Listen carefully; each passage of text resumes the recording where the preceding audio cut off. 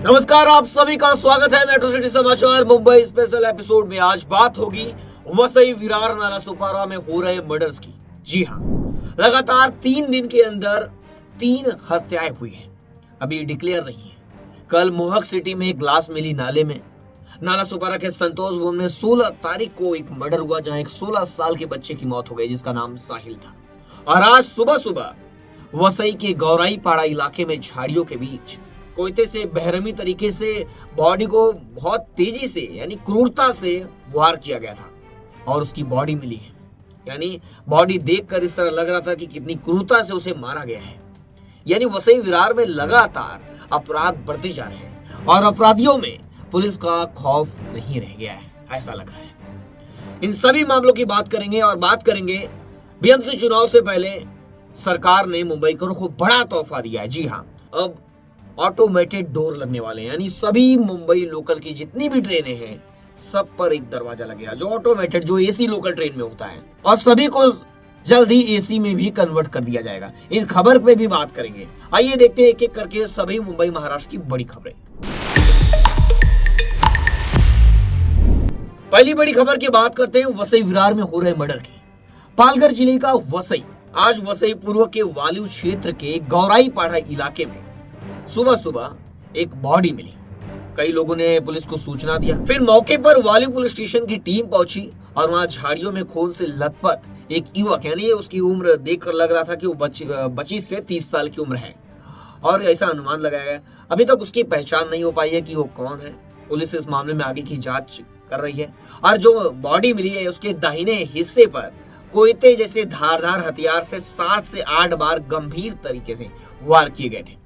वाली पुलिस ने अज्ञात हमलावरों के खिलाफ मामला दर्ज कर लिया है और हमलावरों की तलाश में जुट गई है। पुलिस उपायुक्त पूर्णिमा चौगले श्रृंगी ने बताया कि हत्या को अत्यंत क्रूर तरीके से अंजाम दिया गया है और पुलिस इस मामले में जांच कर रही है। वहीं पर एक और मर्डर हुआ था नालासोपारा में। नालासोपारा के संतोष भवन इलाके में यासीन चाल दुर्गा माता मंदिर रोड अन्ना डिस एरिया, वहां पर एक विवाद हुआ था 16 तारीख को और वहां 16 साल के लड़के की मौत हो गई थी। मृतक लड़के की पहचान साहिल के रूप में हुई थी जिसकी चाकूबाजी में गंभीर रूप से घायल हो गया था। फिर उसे नजदीकी अस्पताल में भर्ती कराया गया और वो 7 से 8 बजे के बीच उसकी मौत हो गई। बताया गया कि साहिल के पिता मोयुद्दीन यानी शराब पीकर या ड्रिंक करके आए और नीचे झगड़ा कर रहे थे, जिसके बाद साहिल ऊपर खेल को छोड़कर नीचे आया और वो विवाद आमने सामने रहने वाले 2 पड़ोसी या 2 परिवारों के बीच हो रहा था। साहिल को चाकू लग गया उसी घटना में, यानी उसी झगड़े में साहिल को भी चाकू लग गया। पारिवारिक मामला बच्चे तक पहुंच गया और चाकू साहिल को लग गया और अस्पताल ले जाया गया जहां लगभग 6:30 से 7-8 बजे के बीच उसकी मृत्यु हो गई। वहीं साहिल के पिता जो है मोहिउद्दीन, उनको भी चाकू लगा है और उन्हें शताब्दी अस्पताल में भर्ती कराया गया है। हालांकि उनकी तबीयत अभी सही बताई जा रही है। वहीं साहिल के शव को पंचनामा के लिए शताब्दी अस्पताल भेज दिया गया था। अब इस मामले में तुलिंज पुलिस स्टेशन की टीम आगे की जांच कर रही है। वहीं पर मोहक सिटी में कल नाले में भी एक लाश मिली थी जिसकी पहचान हो गई है। पुलिस इस मामले में भी आगे की जांच कर रही है।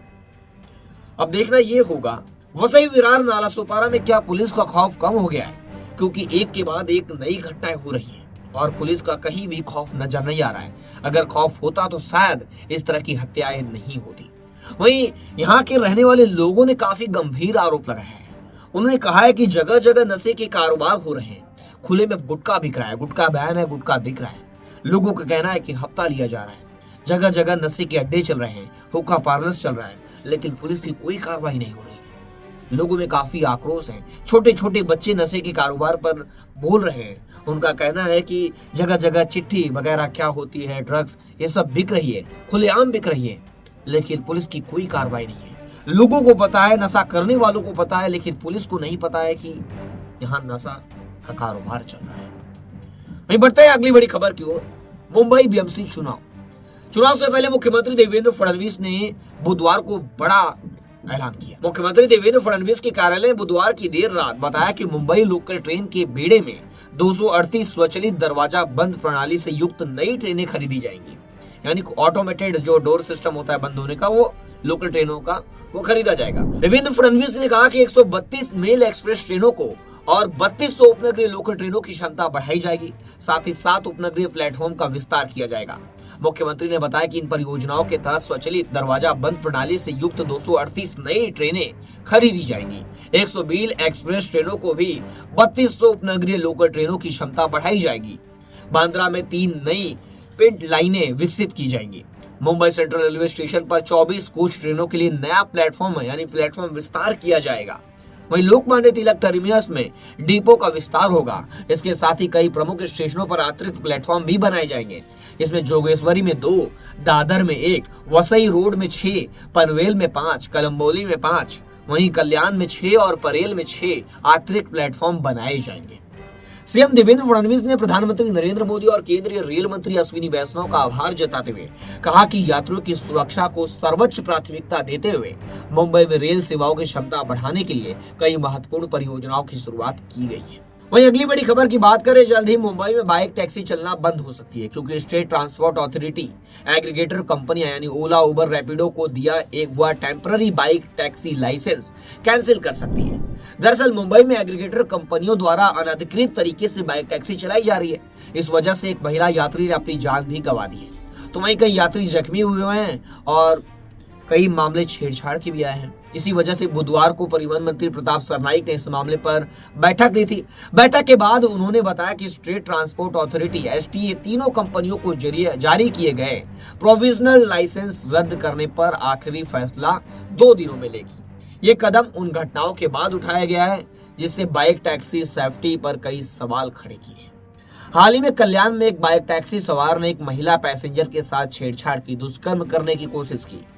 यही वजह है कि ऐसी घटनाओं ने app based bike taxi service के राइडर वेरिफिकेशन, गाड़ी के नियमों का पालन न करने और रेगुलेटरी निगरानी को लेकर नए सवाल खड़े कर दिए हैं।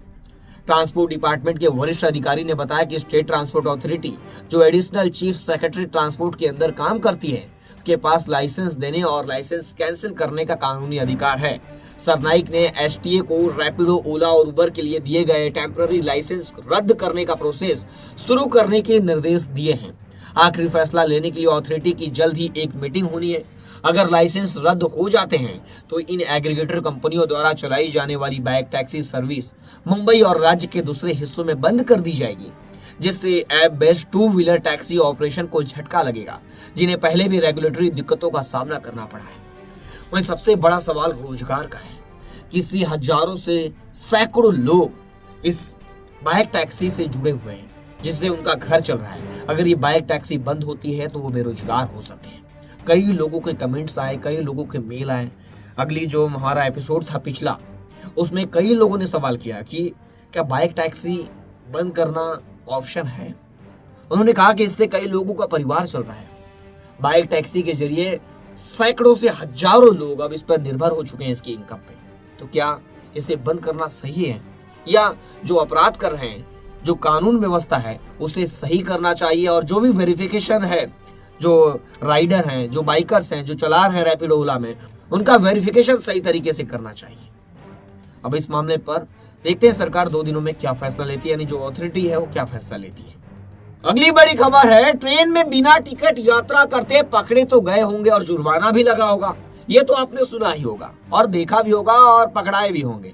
लेकिन अब जो ट्रेन में तय लिमिट से ज्यादा लगेज सामान लेकर पकड़े जाएंगे, अब उनको जुर्माना देना पड़ेगा। जी हाँ, बड़े बड़े बैग लेकर, घर गृहस्थी का पूरा सामान लेकर जो ट्रेन में घुस जाते थे, अब उन्हें एक्स्ट्रा पैसा, एक्स्ट्रा चार्ज देना पड़ेगा। जी हाँ, अब सामान ले जाने के लिए एक्स्ट्रा टैक्स भरने के लिए तैयार रहिए।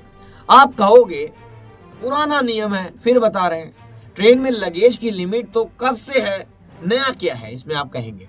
दरअसल रेल मंत्री अश्विनी वैष्णव ने लोकसभा में बताया कि यात्रियों को तय लिमिट से ज्यादा लगेज ले जाने पर एक्स्ट्रा पैसा देना होगा। उन्होंने बताया कि यात्रियों को क्लास, यानी जो क्लास होती है, first class, second class, third class, sleeper, इसके अनुसार अधिकतम सीमा तक मुफ्त सामान ले जाने की अनुमति है। वे सामान शुल्क के 1.5 गुना शुल्क का भुगतान करके अपने 60 डिब्बे में अतिरिक्त सामान ले जा सकते हैं। रेलवे ने हर कोच के हिसाब से सामान की एक लिमिट तय की है। जैसे 35 किलो से लेकर 70 किलो तक का भारी सामान अपने साथ ट्रेन के डिब्बे में रख सकते हैं। सेकंड क्लास में 35 से, स्लीपर में 40 किलो, वहीं एसी 3 टियर का चेयर कार में 40 किलो और एसी टू टीयर में 50 किलो तक सामान ले जा सकने की अनुमति है। वहीं फर्स्ट क्लास एसी में सबसे ज्यादा 70 किलो तक का फ्री लगेज ले जा सके। फ्री लिमिट के ऊपर अगर सेकंड क्लास में आप 70 किलो और स्लीपर में 80 किलो और एसी टू टीयर में 100 किलो का और फर्स्ट क्लास में 150 किलो तक का लगेज ले जा सकते हैं। इसके लिए आपको लगेज रेट से 1.5 गुना ज्यादा पैसा देना होगा। इसके साथ में लगेज की साइज भी तय है। आप बैग या अटैची 100 सेंटीमीटर और 60 सेंटीमीटर और 25 सेंटीमीटर यानी लेंथ, ब्रेथ और हाइट उसके हिसाब से बड़ा नहीं होना चाहिए। मोटा माटी समझ लीजिए कि बक्सा 3 फीट और 2 फीट से ज्यादा बड़ा नहीं होना चाहिए। तय वजन और साइज से बाहर अगर कोई लगेज होता है तो आपको अतिरिक्त जुर्माना देना होगा, नहीं तो ध्यान देना होगा। इसलिए आप सावधान रहिए और देखते रहिए हमारे साथ लगातार मेट्रो सिटी समाचार ऐसी लेटेस्ट खबरों के लिए।